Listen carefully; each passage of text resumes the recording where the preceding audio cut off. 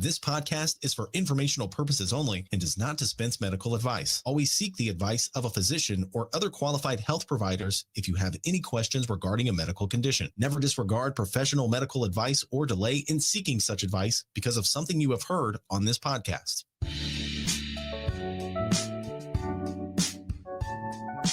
Welcome to a show that we like to call Prostate Cancer Real Talk. Did you know that in the U.S., 1 out of every 8 men will be diagnosed with prostate cancer during his lifetime? 1 out of 8. And Black men are 50% more likely to develop prostate cancer in their lifetime and twice as likely to die from the disease. But hey, we're not here to quote statistics and tell you how tough prostate cancer can be. Rather, we are here to create a supportive community of survivors. A place where we can discuss the real-life coping methods from the perspective of a married couple who are living through it day by day. Our hosts, Elle and Shay. This is Prostate Cancer Real Talk. In this episode, we welcome Dr. Adam Murphy. Dr. Murphy is an associate professor of urology and preventive medicine at Northwestern Medicine and is also on staff at Northwestern University and the Jesse Brown Veterans Administration Hospital. In addition to seeing patients, he has been studying the comparative accuracy of commercially available prostate cancer biomarkers and imaging tools in minorities, including HIV-infected men and white, Hispanic, and African American men. He has also been looking at the role of vitamin D deficiency, genetics, and biomarkers in men diagnosed with prostate cancer. Clinically, he is interested in general urology and men's health. Ellen Shay, take it away. We talked about Gleason score. We talked about PSA. We talked about 3+4, 3+3, what have you. Yes. What do those numbers mean? So if I'm a guy and the doctor says you have a Gleason score of 6, you have a Gleason score of 7, and it's 4+3. What does that mean? Well, so you just highlighted a huge point. I love that you always do this every time we get together. It's like highlighting something that urology is recognized as a problem because it's confusing. Like you both just enumerated or spelled out. The old system it would go from 3+3 to 5+5, right? The aggressiveness. And so because I just told you that these tumors tend to have multiple patterns in the same tumor, I told you 3+3 here, 4+3 here, 3+5 down here, you see different patterns in the same tumor. So 3 is the best pattern. It's the one that looks most like benign prostate cells, prostate glands. It's just missing, it's a donut-shaped gland that is missing the saran wrap layer on the outside. That's called the basal cell layer. And that keeps it from spreading and becoming invasive. So that removing of that basal cell layer is the first hallmark of cancer. And so that 3+3 are the types that rarely ever kill anybody, but they can get worse over time. Okay? So 3+3 is that. That is the best cancer you can get diagnosed now. We used to do things like 3+2 = 5. Because it's so hard to diagnose 2, they now call all those kinds of tumors 3+3. Mm-hmm. It's all lumped together in that one number now. 3+3, right? Mm-hmm. So 3+2, 2+2, 2+3 doesn't exist. All 3+3 to make it less confusing to patients. Okay. And then the next ones in terms of aggressiveness means that you have 3+4 is next. So you have mostly pattern 3 or predominantly pattern 3 in your tumor, but there is some pattern 4, the more aggressive type of cancer. And those glands don't look like simple donuts anymore. They look like figure 8s or little cribriform patterns where they look like chicken wire. And a chicken wire is a little... Yes. Yeah, I've been on the farm, so me and you probably... Yeah. I have to, yes. Yes, I'm trying to draw this with my fingers. But they look like chicken wire, and it is a more aggressive type of pattern 4. But anyway, they fuse together. That's pattern 4. Instead of the glands being here and here, like regular glands, they touch. Mm-hmm. And then pattern 5 is they're not really even making glands very often. They're sheets of cells, of the lining cells. So instead of the gland having the lining cells on the outside, no gland at all, just cells lined up together. Oh. So they're not even bothering to make a gland that makes PSA and sugar water. It's just trying to grow. The individual cells are trying to grow on their own. And so that's what makes it dangerous, right? Because it's not doing what the prostate should do. It's growing in a all winner takes all kind of way. And those glands invade. Those are the ones that metastasize and kill people pretty aggressively. Hey all, Pfizer is running a series of clinical trials called MEVPro that are researching a potential novel targeted treatment for metastatic prostate cancer. If you or someone that you know may be interested in learning more, check out www.mevpro-studies.com. That's MEVPro-studies.com. So the 3 + 4, that numerical numbering system, Yes, is a representation of the condition of the gland itself, is the condition of the cell itself. it is how it looks under the microscope to the pathologist. Okay. It's how the glands are organizing themselves. Are they acting like prostate glands? Or are they acting out like independent cancer cells on the two ends, right? Mm-hmm. Acting mostly like prostate, can invade, but isn't usually invading, right? And then sheets of cells that are basically trying to grow as fast as they can and take over the blood supply, the nutrients, the space of other benign glands. And so it's this gradation. So pattern 3 is this, pattern 4 is a fusion, pattern 5 are the sheets of cells or nests of cells.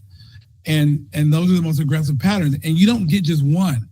You get the first number is the most common pattern. The second number is the next most common pattern. So you can have 3 + 3, 3 + 4. 4 + 3 means you now have more pattern 4 than pattern 3. 4 + 3 was next, and then you go to the 8s. So you have 3 + 5, 5 + 3, 4 + 4. Those are all 8s. And then you have the 9s, which are 4 + 5 and 5 + 4, and then the 10s, 5 + 5. Okay. So that was a very hard thing for patients to deal with because they felt like even when they were in a good situation, their cancer was now a 6 out of 10, + 3 = 6. And that still sounded kind of bad to patients. Mm-hmm. And so we've now changed it to be Gleason grade group. So Gleason grade group 1 is now 6, the Gleason 3 + 3s. 2 is 3 + 4. 3 is 4 + 3. And then 4 is all the 8s, 3 + 5, 5 + 3, 4 + 4. And 5 is now the 9s and 10s, 4 + 5, 5 + 4, 5 + 5. So if you have 1 to 5, patients now know 1 is good, 2 is all right, 3 is getting more aggressive, but not the most lethal stuff. Right? 4 and 5, we're worried. Okay. No, I just want to say, I think you look for 1, 2, or 3.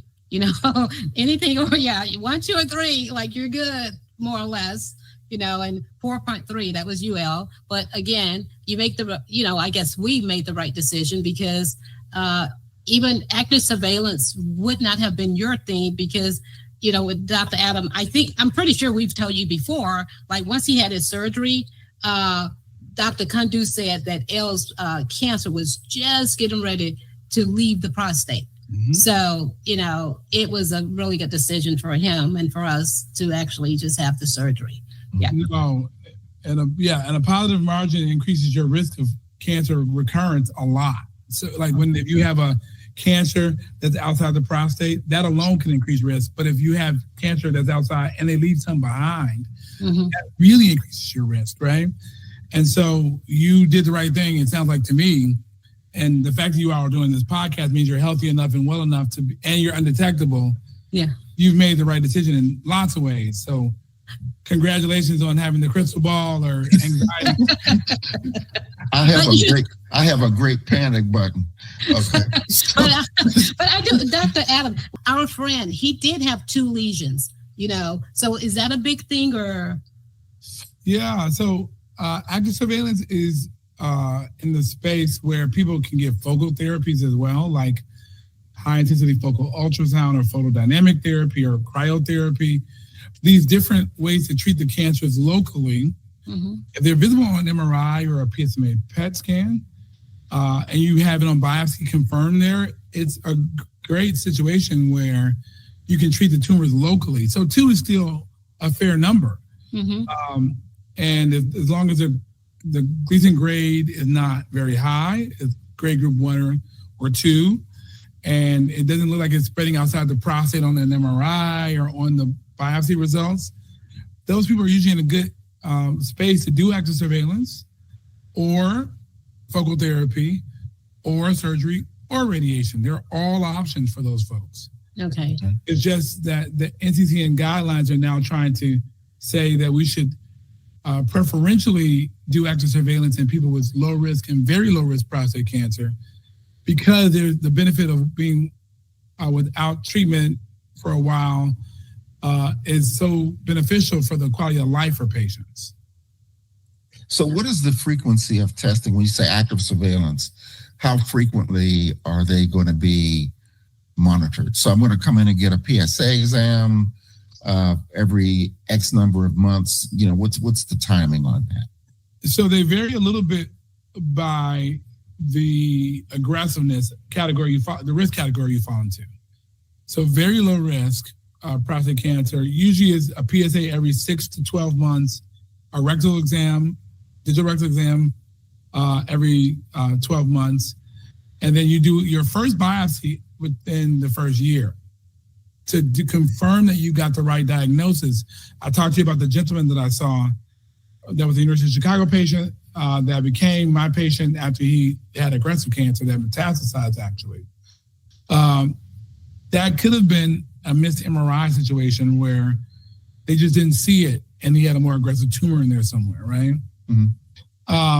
But yeah, so PSA every 6 to 12 months, a rectal exam every year, biopsy in the first year, and then if that biopsy is negative or shows the same thing, like the same Gleason grade group 1 or 2, you can start to stretch out the frequency at which you do the subsequent biopsies and start to use things like genomic tests like Decipher Polaris or the genomic prostate score, the MRI results, and then the PSA trend to see whether or not you need to do another biopsy, do you feel more confident to just follow the MRI for a while, or do you need to do basically some kind of more aggressive treatment if something is changing, right? Okay. But you use those factors to tell you when to do another biopsy after the first confirmatory biopsy. Okay, our other friend, Dr. Adam, he has already, he's on active surveillance, but he's already started having ED issues. And so he's, being treated for that. So I wasn't aware that being on active surveillance, you could, have those type issues. Well, so while you're in prostate cancer space, these men are usually in their 40s, 50s, 60s, and 70s. And ED frequency goes up with aging, right? The more our high blood pressure or diabetes or just aging with high cholesterol, your risk of erectile dysfunction goes up, every year. So something like 40% of 60-year-olds have some degree of erectile dysfunction. So that is happening in the background of being watched for prostate cancer.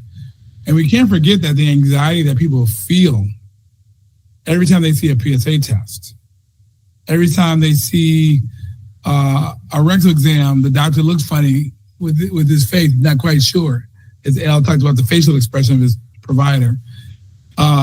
If you have an MRI that shows a suspicious area, these anxiety moments can make some people less interested in sex, less comfortable with the fact that there's cancer in their body, and they just become less free in their ability to just think about life for life. So some people really do get traumatized by the idea that there's this risk of prostate cancer in their body that they're not treating. Our old heuristic as men with cancer, and many women have the same heuristic, but it's to be aggressive and attack and get it out of the body. And so you're fighting against your own instincts in a way. So I want to talk about something that's been in the news recently, and that is the diagnosis of President Biden having prostate cancer.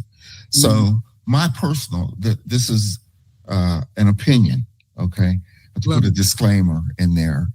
So, I wasn't overly shocked to hear that he had prostate cancer because a lot of men that age will have that. But what I was not only shocked about, but I was somewhat dismayed about was when I heard that his last PSA exam was in 2014.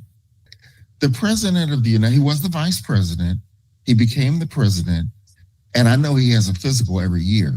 Okay, so how on earth could they let a person like that go through 10 physical exams at least and not even think to run a PSA screening? So this is where the fact that PSA screening is really been controversial, and the U.S. government is actually a little bit responsible for it in this situation. The U.S. Preventive Services Task Force, remember, issued a guideline that gave PSA screening a D. Yes. We talked about this on a previous episode, remember? You told us. And so when they revised the guidelines, they gave it a C, which means it is now a discussion that the doctor and the patient has, the shared decision-making option.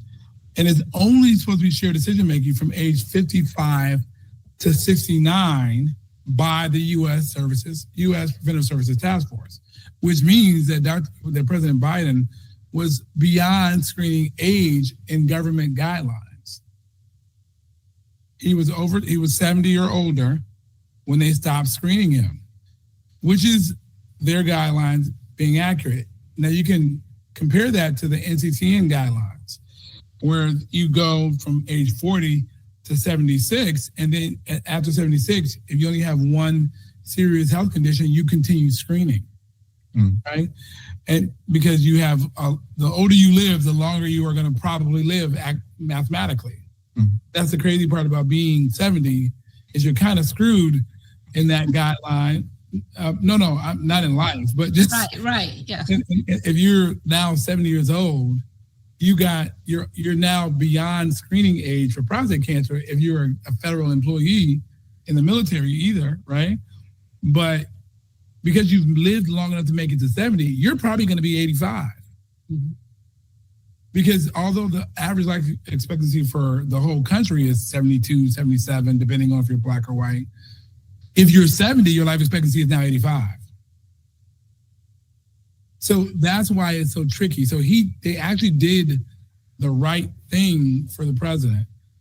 But in our way of seeing the world as urologists, especially in the proliferation of active surveillance, that prevents us from over-treating patients so much, who don't need to be treated with surgery or radiation or focal therapy, we have a more nuanced approach to it, and we use shared decision-making with people still, but the range is 40 to 76 now. So he would have been screened, and there still would have been a discussion with President Biden. I don't know what his health conditions are, but he looked fairly healthy to me in most of his last term. I don't see why he wouldn't have been screening in 2014. And to me, it's such a simple, they're drawing his blood anyway, okay? Yeah, but you got to remember that overdiagnosis is also a thing we're fighting against. And so I want you to make sure that you're aware of this when you're talking to the other side of this. Public health workers would think that we're wrong here. Because if you were at UIC outside the School of Public Health, people would come out and say, that was the right thing to happen. And they'll say that because a urologist would have this guy diagnosed with a cancer that's 3+4 or 3+3, leading grade group 1 or 2, favorable risk prostate cancer. And now he's anxious about prostate cancer that would probably not kill him ever, right? And it wouldn't have killed him for 10 years because President Biden is now 11 years beyond that, and he's still alive. Mm-hmm. So they would have said mathematically they won the lottery in that situation, right? In 2014, when he didn't get screened, he made 10 years, he made it 11 years without prostate cancer killing him. That's a win in their book. Don't forget to subscribe to our YouTube channel and like this video to keep seeing more content like this from us. It will also benefit YouTube's algorithm, helping to introduce our content to others who may need it most. Well, I'm going to, wrap up by saying that, a hypothetical question for our listeners. Mm-hmm. If I am a gentleman listening to this podcast, what are some of the major points that I should know about regarding active surveillance? Is it right for me? When should I consider it? What are the Highlights. Mm-hmm. Okay, so active surveillance is appropriate for people who have very low to favorable intermediate risk prostate cancer. Your PSA cannot be above 20. You need to have a low-grade cancer, and the doctor's finger exam should be normal to a small little nodule at most. And so if you're in that boat, you should be talking about active surveillance with your doctor, not automatically going surgery or radiation, because there are some people who want to do surgery and are more aggressive with that than others. You should at least talk about active surveillance. But if you do talk about active surveillance, you have to realize it's not your cancer so low grade that you don't need to watch it.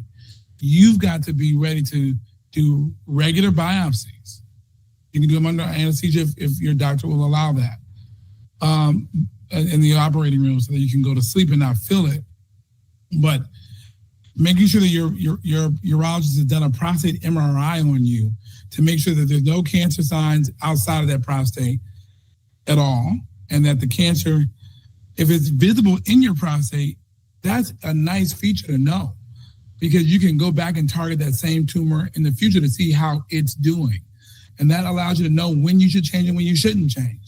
So MRI should be incorporated into your regimen, but you need to show up every 6 months and think about this as a way to show that your prostate cancer is going to be a slow-growing cancer and not cause you problems. Okay?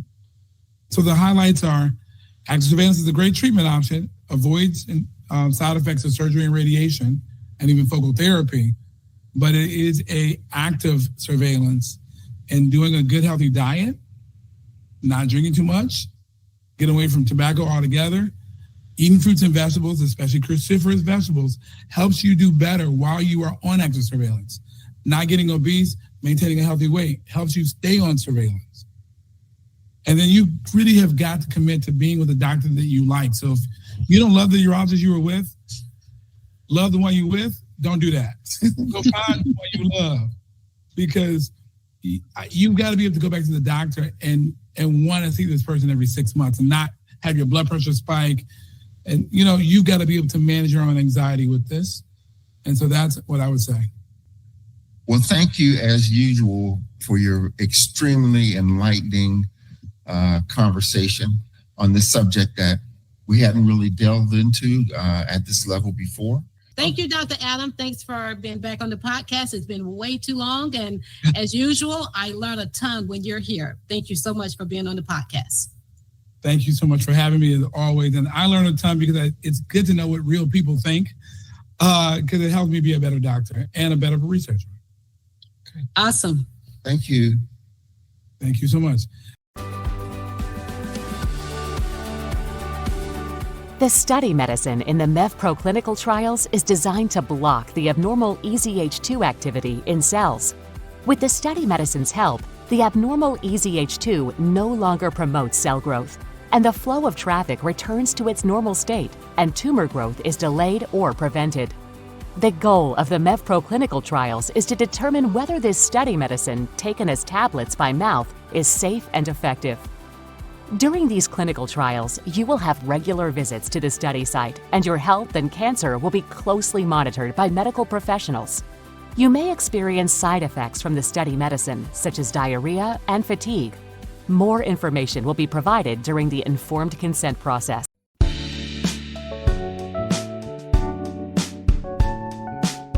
To find out more information on the guest you just heard or previous guests and a list of Prostate Cancer Real Talk episodes, visit our website, prostatecancerrealtalk.com.